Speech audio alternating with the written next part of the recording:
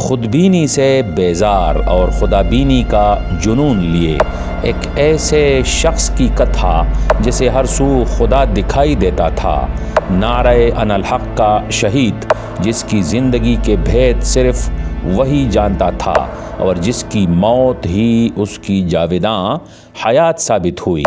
کرب و بلا میں گرفتار ایک اہل حق کی داستان جو موت کا پیالہ پی کر رہتی دنیا تک امر ہو گیا۔ کشف و اسرار سے بھرپور آج کی داستان ضرور دیکھیں، مگر جنہوں نے ہمارا چینل سبسکرائب نہیں کیا وہ چینل ضرور سبسکرائب کریں اور بیل آئیکن بھی پریس کریں تاکہ اسی طرح کی دوسری تاریخی معلوماتی ویڈیوز دیکھ سکیں۔ آپ سب کا بے حد شکریہ۔ ناظرین محترم، السلام علیکم ورحمۃ اللہ وبرکاتہ۔ اللہ سبحانہ و تعالیٰ کی طرف سے آپ سب پر رحمتیں اور برکتیں نازل ہوں۔ آج کی موضوع بحث شخصیت کا بہترین تعارف حکیم الامت کچھ اس طرح فرماتے ہیں کہ ظاہر کی آنکھ سے نہ تماشا کرے کوئی، ہو دیکھنا تو دیدہ دل وا کرے کوئی۔ منصور کو ہوا لب گویا پیام موت، اب کیا کسی کے دید کا دعویٰ کرے کوئی۔ صدائے انا الحق کے جرم میں کرب و بلا سے گزر کر شہید ہونے والے منصور حلاج کا اصل نام حسین تھا، باپ کا نام منصور تھا۔ حلاج کی وجہ تسمیہ مورخین نے یہ بیان کی ہے کہ آپ کے والد اون دھنکنے کا کام کرتے تھے، اور ایک اور روایت کے مطابق آپ نے ایک موقع پر اپنی خاص کیفیت اون پر ڈالی تو پلک جھپکتے میں وہ دھنکی ہوئی اون بن گئی۔ اسی وجہ سے آپ کو حلاج پکارا جانے لگا، جس کا معنی ہے اون دھنکنے والا۔ ابو المغیث آپ کی کنیت تھی۔ 858 عیسوی بمطابق 244 ہجری کو فارس موجودہ ایران کے شمال مشرقی علاقے اتور نامی قصبہ میں پیدا ہوئے۔ ابتدائی زمانہ عراق کے شہر واسط میں گزارا، وہاں سے پھر اہواز آ گئے جہاں بمقام تستر سہل بن عبداللہ سے علوم روحانی میں استفادہ کیا۔ وہاں سے عمر مکی کے پاس بصرہ چلے گئے، وہاں سے 264 ہجری کو حضرت جنید بغدادی رحمۃ اللہ علیہ کے پاس بغداد آ گئے۔ عمر کا زیادہ حصہ سیر و سفر میں گزرا۔ آپ نے حضرت یعقوب اقطع کی صاحبزادی سے نکاح کر لیا، جس کی وجہ سے عامر مکی رحمۃ اللہ علیہ آپ سے ناراض ہو گئے تھے۔ آپ بغداد سے حجاز چلے گئے، وہاں سال بھر قیام کرنے کے بعد صوفیاء کی جماعت لے کر واپس جنید بغدادی رحمۃ اللہ علیہ کے پاس بغداد تشریف لائے۔ ایک روایت کے مطابق آپ نے ایک دفعہ حضرت جنید بغدادی رحمۃ اللہ علیہ سے کوئی نامناسب سوال کیا تو حضرت جنید بغدادی رحمۃ اللہ علیہ نے فرمایا کہ تو بہت جلد لکڑی کا سر سرخ کرے گا، یعنی سولی چڑھا دیا جائے گا۔ جس پر منصور حلاج نے جواب دیا کہ جب مجھے سولی پر لٹکا دیا جائے گا تو آپ اہل ظاہر کا لباس اختیار کریں گے۔ دونوں بزرگوں کی پیشن گوئی درست ثابت ہوئی، یعنی جب منصور حلاج کو پھانسی لگنے والی تھی تو شہر کے فقہا اور قاضیوں نے منصور کو سولی پر لٹکانے سے قبل حضرت جنید بغدادی رحمۃ اللہ علیہ کے دستخط لینے کی شرط رکھی۔ چنانچہ جنید بغدادی رحمۃ اللہ علیہ نے مدرسہ جا کر ظواہر علماء کا لباس پہن لیا اور پھر فتویٰ دیا کہ منصور کے ظاہری عقائد کو دیکھ کر اسے پھانسی کی سزا دینے کا فتویٰ صادر کیا جاتا ہے۔ منصور حلاج باطن پرست تھے اور اہل ظاہر کو نظر انداز کرتے تھے، جس کی وجہ سے رفتہ رفتہ عام لوگ آپ کے متعلق بدظن ہوتے رہے۔ آپ عراق سے فارس آ گئے اور لوگوں کو وعظ و نصیحت میں ایسے رموز پنہاں منکشف کر دیے کہ لوگ آپ کو حلاج الاسرار کہنے لگے۔ مکہ معظمہ سے واپسی پر آپ اتنے بدل گئے تھے، یہاں تک کہ لوگ آپ کے کلام سمجھنے سے بھی قاصر ہونے لگے۔ انہی باتوں کی وجہ سے آپ کو بار بار پابند سلاسل کیا جانے لگا۔ آپ کی وجہ شہرت بھی یہی اقوال تھے جو اہل ظواہر کے ہاں کفر شمار کی جاتی ہیں۔ آپ کی زبان سے جب نعرہ انا الحق نکل گیا تو اس جملے نے تو گویا پوری خلافت میں آگ ہی آگ جلا دی۔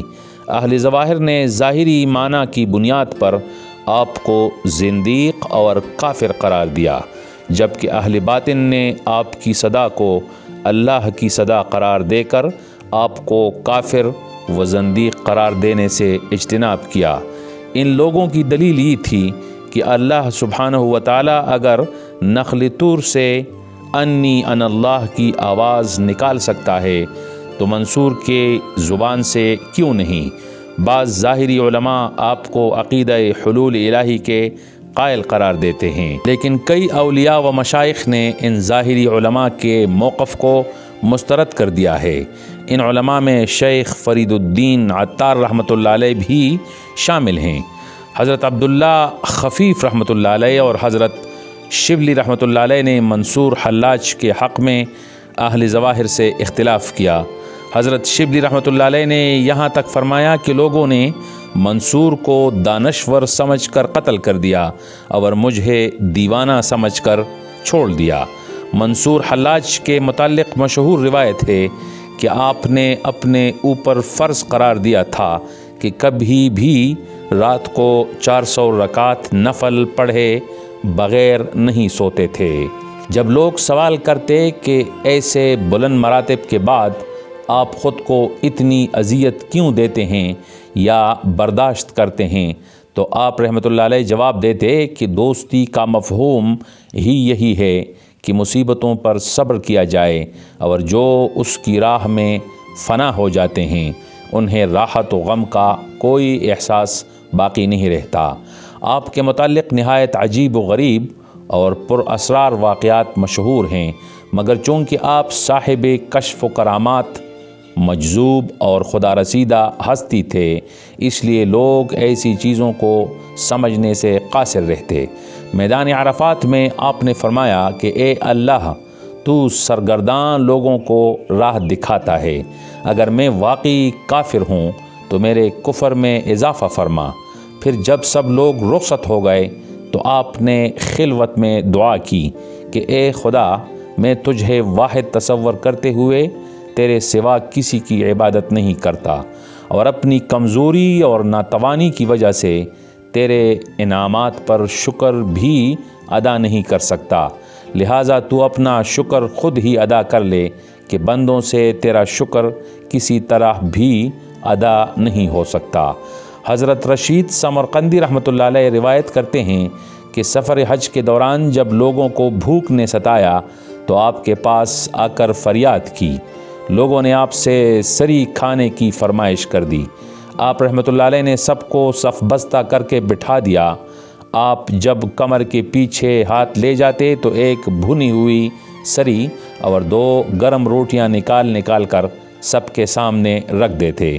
ایک دفعہ کچھ لوگوں نے آپ سے کھجور کھلانے کا تقاضا کیا۔ روایت ہے کہ آپ جب تک ہلتے رہے آپ کے لباس کے اندر سے کھجور گرتے رہے۔ اسی طرح کی ڈھیر ساری کہانیاں آپ کے کرامات کے متعلق روایت کی گئی ہیں۔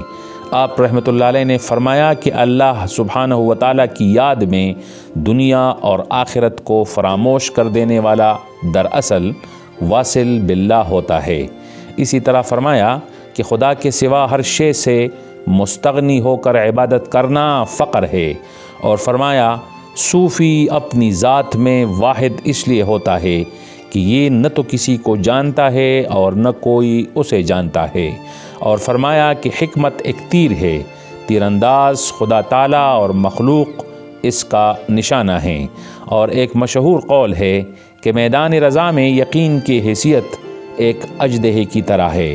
جس طرح کسی جنگل میں ایک ذرے کی حیثیت ہوتی ہے، اسی طرح پورا عامل اس اژدہے کی منہ میں رہتا ہے۔ صبر کے متعلق آپ فرمایا کرتے تھے کہ صبر کا معنی یہ ہے کہ اگر ہاتھ پاؤں کاٹ دیے جائیں تب بھی اف نہ کیا جائے۔ اس لیے آپ رحمۃ اللہ علیہ کو سولی پر چڑھا دیا گیا اور آپ کے ہاتھ پاؤں بھی کاٹ دیے گئے، مگر آپ نے اف تک نہیں کی۔ 922 ہجری کو بغداد میں علماء و مشائخ کے پورے پینل، جس میں ابن داؤد اصفہانی اور جنید بغدادی رحمۃ اللہ علیہ بھی تھے، آپ کو سزائے موت سنا دی۔ روایت کے مطابق جب آپ کو پھانسی دی جانے والی تھی تو 1,00,000 افراد کا اجتماع تھا۔ آپ ہر سمت یہی نعرہ لگاتے جاتے کہ حق حق انا الحق۔ کسی نے آپ سے پوچھا تھا کہ عشق کسے کہتے ہیں، تو آپ نے فرمایا کہ آج کل اور پرسوں میں آپ کو معلوم ہو جائے گا۔ چنانچہ اسی دن آپ کو پھانسی دی گئی، اگلے دن آپ کی نعش کو آگ لگا دی گئی، تیسرے دن آپ کی راکھ کو دریائے دجلہ میں ڈال دیا گیا۔ گویا آپ کی رائے میں عشق کا درست مفہوم یہی تھا۔ علامہ اقبال رحمۃ اللہ علیہ نے بھی اسی نقطے کا اظہار اپنے مشہور زمانہ شعر میں کیا ہے: بے خطر کود پڑا آتش نمرود میں عشق، عقل ہے محو تماشائے لب بام ابی۔ منصور حلاج کے عقائد و نظریات کے متعلق درست، مشکوک اور من گھڑت روایات کو بنیاد بنا کر علماء نے اپنی اپنی آراء قائم کیے ہیں۔ اسی بنیاد پر آپ کی شخصیت بہت حد تک متنازعہ بن گئی ہے۔ کسی نے آپ کو وحدت الوجود، کسی نے ہمہ اوست، یا پھر کسی نے آپ کو حلول کے عقیدے کا قائل ثابت کرنے کی کوشش کی۔ مورخین کے نزدیک منصور حلاج ایک ماہر شعبدہ گر، کرتب گر اور کیمیا گر شخص تھا۔ ابن سعد، قرطبی، ابن موقل، ابن ندیم، ابن مسکویا، مسعودی، ابن جوزی، ابن اسیر اور امام الحرمین کی تواریخ سے سید سلیمان ندوی نے منصور حلاج کو ایک گمراہ شخص کے طور پر ثابت کیا ہے۔